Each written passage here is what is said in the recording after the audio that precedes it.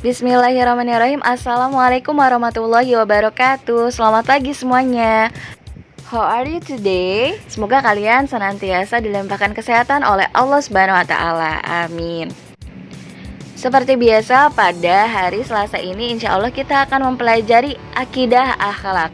Masih pada bab 5, yaitu tentang indahnya berperilaku terpuji meneladani kisah Bilal bin Rabah. Apa kalian masih ingat tentang kisah Bilal bin Rabah pada minggu lalu? Ya, jadi Bilal bin Rabah merupakan sang muazin pertama di zaman Rasulullah SAW. Dulunya Bilal bin Rabah merupakan seorang hamba sahaya atau budak dari salah satu kaum Quraisy yang bernama Umayyah bin Khalaf.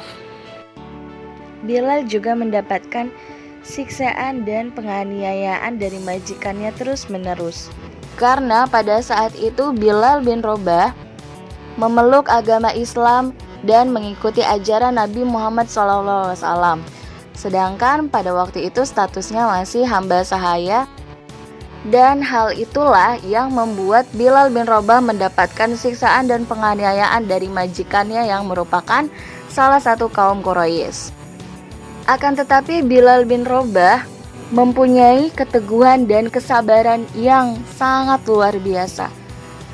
Meskipun mengalami penyiksaan berkali-kali, tetapi keimanannya tidak tergoyahkan sedikit pun. Bahkan ketika ia dipaksa untuk memuja Lata dan Uzza oleh majikannya, ia berkata bahwa ia tidak mungkin dan tidak bisa memuja Lata dan Uzza karena ia hanya memuji kepada Allah Subhanahu wa taala. Bahkan ketika ia dijemur di padang pasir dan di atas tubuhnya itu ditaruh batu yang sangat besar dan panas, ia tetap berkata ahad, ahad, ahad, bahwa Allah Subhanahu wa taala yang patut disembah, Allah Subhanahu wa taala yang Maha Esa. Sampai akhirnya Abu Bakar datang dan memerdekakannya. Setelah itu Bilal bin Rabah mengikuti Nabi Muhammad SAW untuk hijrah ke Madinah dan setia mendampingi Nabi Muhammad SAW sampai akhir hayatnya. Baik, sekilas tadi review tentang pembelajaran minggu lalu. Nah, insya Allah pada hari ini kita akan mempelajari tentang makna kesabaran, kemudian 3 bentuk kesabaran dan dalil kesabaran. Adapun tujuan pembelajaran kita hari ini, insya Allah diharapkan kalian semua dapat mengetahui tentang makna kesabaran, kemudian dapat mengetahui 3 bentuk kesabaran dan dapat mengetahui dalil kesabaran. Langsung saja kita ke pembahasan pertama, yaitu makna kesabaran. Apakah kalian tahu apa makna dari kesabaran? Sabar adalah rela menerima sesuatu yang tidak disenangi dengan rasa ikhlas serta berserah diri kepada Allah Subhanahu wa taala. Sedangkan sabar secara lebih luas juga dapat diartikan sebagai menahan diri agar tidak mudah marah, tidak mudah benci, dendam, tidak mudah putus asa, dan juga dapat melatih diri dalam ketaatan dan membentengi diri kita agar tidak melakukan perbuatan keji dan maksiat. Ya, jadi sabar adalah rela atau menerima segala sesuatu dengan rasa ikhlas dan berserah diri kepada Allah Subhanahu wa taala. Nah, itulah tadi pengertian dari kesabaran. Selanjutnya kita memasuki pembahasan kedua, yaitu 3 bentuk kesabaran. Di sini kita akan mempelajari tentang 3 bentuk kesabaran. Yang pertama yaitu sabar dalam ketaatan menjalankan perintah Allah Subhanahu wa taala. Adapun perintah Allah Subhanahu wa taala yang wajib kita lakukan, contohnya seperti sholat, menjalankan puasa, mengeluarkan zakat, dan berbakti kepada orang tua. Yang kedua yaitu sabar dalam menghadapi musibah atau terhadap apa yang telah ditakdirkan oleh Allah Subhanahu wa taala. Jadi meskipun kita tengah menghadapi cobaan atau mendapat musibah, Itu semua bukan karena Allah Subhanahu wa taala tidak menyayangi kita.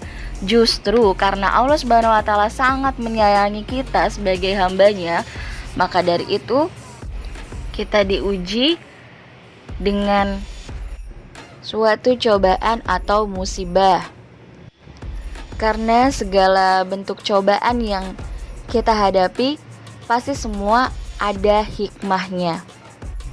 Sebab Allah Subhanahu wa taala juga mengetahui segala sesuatu yang terbaik untuk kita.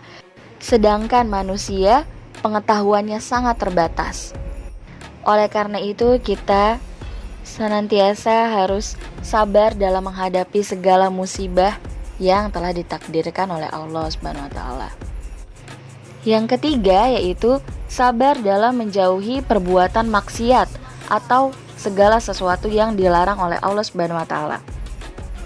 Biasanya manusia gampang terhasut oleh godaan setan dalam melakukan perbuatan maksiat. Contohnya seperti ketika si fulan sedang kelaparan dan ia tidak memiliki sedikit pun uang.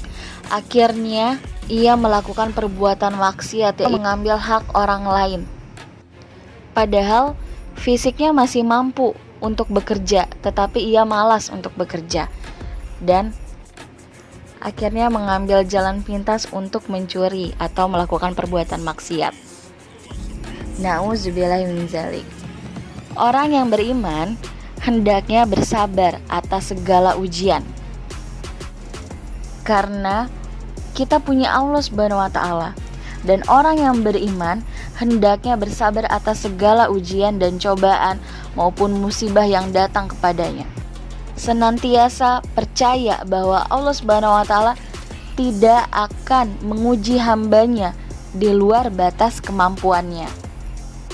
Jadi ketika kita mendapatkan cobaan, hadapi saja. Ketika kita mendapatkan musibah, hadapi juga. Kita harus bisa melatih diri dengan sabar dan ikhlas. Karena sesungguhnya Allah Subhanahu wa taala itu bersama dengan orang-orang yang sabar. Jadi, kesabaran ada 3 bentuk. Yaitu yang pertama, sabar dalam ketaatan menjalankan perintah Allah Subhanahu wa taala. Yang kedua, sabar dalam menghadapi musibah atau terhadap apa yang telah ditakdirkan. Dan yang ketiga yaitu sabar dalam menjauhi perbuatan maksiat atau hal yang dilarang oleh Allah Subhanahu wa taala. Nah, selanjutnya kita ke pembahasan ketiga yaitu dalil kesabaran. Apakah ada yang tahu bagaimana dalil kesabaran dalam Al-Qur'an? Ya, dalil kesabaran dalam Al-Quran salah satunya terdapat dalam Quran surat Az-Zumar ayat 10. Bismillahirrahmanirrahim. Qul ya ibadilladzina amanu attaqu rabbakum lilladzina ahsanu fi hadhid dunya hasanah wa ardullahi wasi'ah. Innama yuwaffas sabiruna ajrahum bighairi hisab. Yang artinya, katakanlah, hai hamba-hambaku yang beriman, bertakwalah kepada Tuhanmu. Orang-orang yang berbuat baik di dunia ini memperoleh kebaikan, dan bumi Allah Subhanahu wa taala itu adalah luas. Sesungguhnya hanya orang-orang yang bersabarlah yang dicukupkan pahala mereka tanpa batas. Jadi dalam Quran surat Az-Zumar ayat 10 ini, bahwa sesungguhnya hanya orang-orang yang bersabarlah yang dicukupkan pahala mereka tanpa batas. Nah, tadi kita sudah membahas tentang makna kesabaran, 3 bentuk kesabaran dan dalil kesabaran. Selanjutnya, adapun cara menempuh kesabaran. Yang pertama yaitu menerima cobaan dari Allah Subhanahu wa taala dengan rasa ikhlas. Ya, menerima cobaan dari Allah Subhanahu wa taala dengan ikhlas, bukan dengan cara mengeluh. Yang kedua yaitu mengingat akan janji Allah Subhanahu wa taala. Sesungguhnya setelah kesulitan itu pasti ada kemudahan. Yang ketiga, mengambil hikmah dari cobaan yang menimpa. Karena sepahit apapun cobaan yang kita terima, semuanya pasti ada hikmahnya. Yang terakhir yaitu berdoa dan bertawakal. Kita harus yakin bahwa hanya Allah Subhanahu wa taala satu-satunya yang dapat memberi pertolongan dan jalan keluar dari semua cobaan yang kita hadapi. Sampai sini dapat dimengerti ya. Semoga anak-anak yang soleh dan soleha semuanya dapat melatih diri dengan kesabaran sejak dini. Dan ketahuilah bahwa sabar jika dipandang dalam permasalahan seseorang adalah diibaratkan kepala dari suatu tubuh. Jika kepalanya hilang, maka keseluruhan tubuh itu akan membusuk. Sama halnya, jika kesabaran hilang, maka seluruh permasalahan pun akan rusak. Sabar memang bukan sesuatu hal yang mudah untuk dilakukan, tetapi dengan sabar, insya Allah kita dapat melatih diri untuk menahan amarah, menahan putus asa, juga menerima segala sesuatu pemberian Allah Subhanahu wa taala dengan rasa ikhlas. Karena Allah Subhanahu wa taala menjanjikan pahala yang tanpa batas bagi orang-orang yang bersabar, dan Allah Subhanahu wa taala tidak akan menguji hambanya melebihi batas kemampuannya. Karena segala sesuatu juga pasti akan ada hikmahnya. Oke, mungkin cukup sekian pembelajaran akidah akhlak kita pada hari ini. Semoga apa yang telah kita pelajari hari ini dapat bermanfaat bagi kalian semua. Dan jangan lupa mari kita melatih diri kita dengan kesabaran. Apabila ada kesalahan kata maupun kesalahan penulisan, Ibu mohon maaf yang sebesar-besarnya. Let's reciting hamdalah after study. Alhamdulillahirabbil alamin. See you tomorrow, and the last I say wassalamualaikum warahmatullahi wabarakatuh.